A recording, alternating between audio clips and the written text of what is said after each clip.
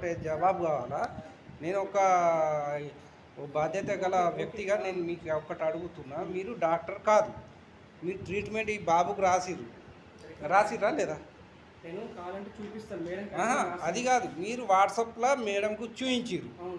Madam మీకు వాట్సాప్లో అది ఇస్తుంది. మేడం టైమింగ్కు ఇక్కడ ఉండాలా. ఇక్కడ 2 పేర్లు ఉన్నారు, దీప్తి మేడం, ఇంకొకరు శ్రీలత మేడం అని ఉంది. ఇక్కడ మీరు జెంట్స్ ఉన్నారు, మీరు స్టూడెంట్. మీరు ఫోన్లో వాట్సాప్లో చూసి రాసినాకల్లా రేపు రియాక్షన్ అవుతుంది. ఈ చిన్న పిల్లలు ఉన్నారు, వీళ్ళకు ఎవరు బాధ్యులు? వాళ్ళ టైమింగ్ ఉన్నప్పుడు వాళ్ళు ఉండాలా. మీకు తెలియదంటే ఇప్పుడు మీరు క్లోజ్ చేసేయాలి, లాక్ చేసేయాలి. మేడం ఉంటే ఈడు ఉండాలా, లేదంటే లాక్ చేసేయాలి. నేను పిఆర్ఓ కూడా కాల్ చేసినా లేపలేదు. ఇదేంటిది చెప్పు, ఇది బాధ్యతనా?